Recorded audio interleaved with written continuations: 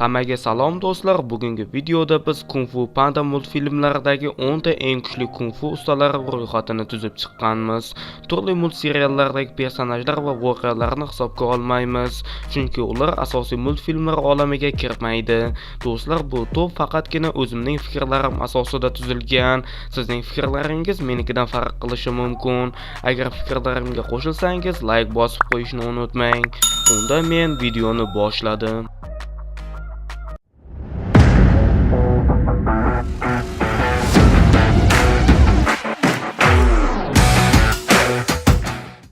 O'ninchi o'rinda yengilmas beshlik a'zosi usta beshik terbatar. Kichkinaligimda men bu mayda hasharot bunchalik og'ir yuklarni ko'tara olganiga qoyil qolganman. U 300 kilogramlik pandani unchalik emas, bor yo'g'i 290 kilo. kaptokdek o'ynata oladi.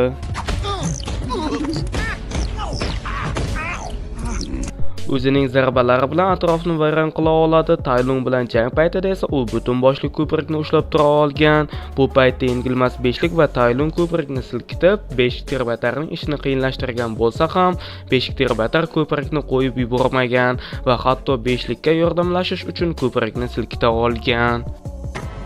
Beshik terbatar. Bundan tashqari uning tezligi va raqibning asab tolalarini topish qobiliyati ham juda zo'r. Bo'ldi-da, endi asab tolasini zo'rg'a topdim. Yuragi uryapti deb umid qilaman. Eng kichik kung fu ustasi bo'lsa ham beshik terbatar top 10 talikka kira oldi. 9-o'rinda esa usta buqa. Uni biz Kung Fu Panda 2 multfilmida ko'rgandik. Shengning qo'shiniga qarshi jangda usta buqa o'nlab bo'rilar bilan bir vaqtda jang qila oldi va juda osonlik bilan yenga oldi. Po bolaligidanoq usta buqaning muxlisi bo'lgan va uni kung fu tarixidagi eng buyuk qahramonlardan biri deb hisoblagan. Qamoqxonadagi jangda esa Poga yaxshi qarshilik qila oldi, lekin usta Shohburunning o'limidan keyin usta buqa ruhan kuchsizlanib qolgan. Shu sababli Shen shaharni osongina bosib olgan. 8-o'rinda usta maymun. Albatta maymun usta buqa yoki beshik terbatarchalik kuchli emas, lekin u juda tezkor. Uning jang uslubi raqibning aqlini shoshirib qo'yishga mo'ljallangan. Maymun yengilmas beshlikdagi eng quvnoq va hazilkash jangchi, lekin jang paytida u bilan hazillashmagan ma'qul. Taylung bilan jangda maymunning zarbasi Taylungni muvozanatdan chiqara olgan. Uning katta tezligi tufayli hatto Taylung ham himoyalanishga ulgurmagan. Aynan shu tufayli Taylung birinchi bo'lib maymunni falajlagan. 7-o'rinda yengilmas beshlikning eng kuchli a'zosi bo'lgan usta yo'lbars. Yo'lbars bolaligida Balgu yetimxonasiga tashlab ketilgan. U yerda u juda baxtsiz bo'lgan, lekin bir kuni usta Shifu yo'lbarsni u yerdan olib ketgan va nefrit saroyida mashq qildira boshlagan. Yo'lbars Shifuni juda yaxshi ko'rgan. Yo'lbars Shifuni xursand qilish uchun doim bor kuchi bilan mashq qilgan. Uning zarbalari Taylung va Kai uchun ham sezilarli bo'lgan. Yo'lbars Shengning ulkan zambaragiga ham dosh bera olgan. 6-o'ringa esa men Lord Shengni qo'ydim. Aslida Sheng kung funing davri tugagan deb hisoblasa ham uning mahoratiga qoyil qolmasdan iloji yo'q. U bir zarbada bir nechta askarni o'ldirdi. Usta buqa va usta timsohni juda tez yengdi. Aslida biz uni yo'lbars bilan teng deb hisoblagan edik, lekin uning aqli va ayyorligi sababli uni yo'lbarsdan baland qo'ydik. Sheng aslida Podan kuchsiz bo'lsa ham ruhan shunchalik qiynay oldiki, Po birinchi jangda yutqizganini o'zi sezmay qoldi. Lekin ichki xotirjamlikka erishgan Poga Shengning kuchi yetmaydi. Bundan tashqari Sheng yana bir jangchini yenga olmaydi. Bu usta Shohburun. Uni 5-o'ringa qo'ydim. Aytishingiz mumkin, axir yo'lbars zambarak o'qiga dosh bergandi-ku. Ha, lekin yo'lbars hushidan ketgandi. Bu holatda uni o'ldirish qiyin emas edi.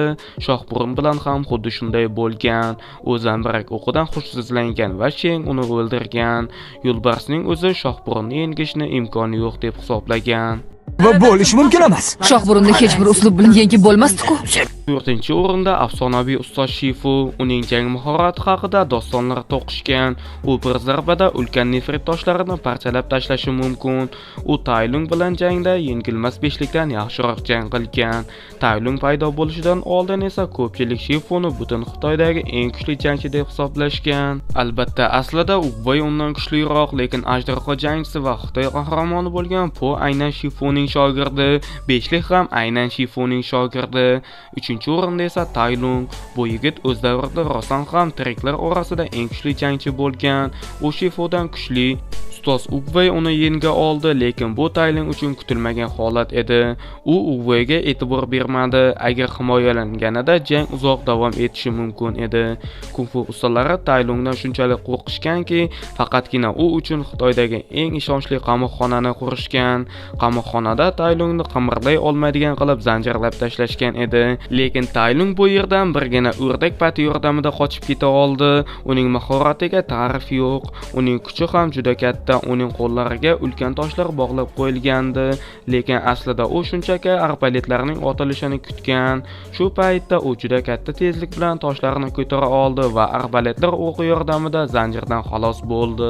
Ikkinchi o'rinda esa General Kai. Uning taxalluslari ko'p: qasoskor hayvon, nefratli dev, bevalar yaratuvchisi. Kai uzoq o'tmishda ustoz Ugvey bilan birga katta urushlarda qatnashgan. Keyinchalik u pandalar yordamida ruhiy quvvat haqida bilimlar ega bo'lgan. Bu quvvatni Si quvvati yoki Chi quvvati deb atashadi. Boshqalarning kuchini o'zlashtirish istagi Kayni aqldan ozdirgan. Ugvey katta qiyinchilik bilan uni yenga olgan. Kayning eng xavfli jihati shuki, u boshqalarning ruhiy kuchini so'rab olishi va o'z kuchini oshirishi mumkin. Kung Fu Panda 3 multfilmining boshida Ugvey Kayni yengishi ham mumkin edi. Agar shunday bo'lganida, Kay keyingi safar bundan-da kuchli bo'lib qaytardi va Ugveyni ham Pon ham yengardi. Shu sababli Ugvey Kay bilan jangda xotirjam bo'lgan va Kayni Po bilan uchrashishiga qo'yib bergan. O'ylayotgan bo'lsangiz kerak, birinchi o'rinda Pomi yoki Ugvey? Gap shundaki, men bu ikkisini bir-biridan kuchli yoki kuchsiz deya olmadim. Po ham, Ugvey ham juda kuchli jangchilar. Ular butun boshli qo'shinni yengishi mumkin. Ular Taylung va Kayni yo'q qilishgan. Albatta, Po o'zining jismoniy va ruhiy kuchi bilan kuchliroq, lekin Ugvey ancha dono. Menimcha ularning mahorati teng. Agar siz ularning birini kuchli deya olsangiz, kommentariyaga yozishingiz mumkin. Do'stlar, siz kino yangiliklariga qiziqasizmi? Jahonning eng so'nggi kino yangiliklarini bizning Telegram kanaldan topishingiz mumkin. Kanal havolasi kommentariyada bo'ladi. Bugungi videoyimiz sizga yoqqan bo'lsa, layklaringizni ayamang. Eng asosiysi, kanalimizga obuna bo'lishni unutmang. Keyingi videolarda ko'rishguncha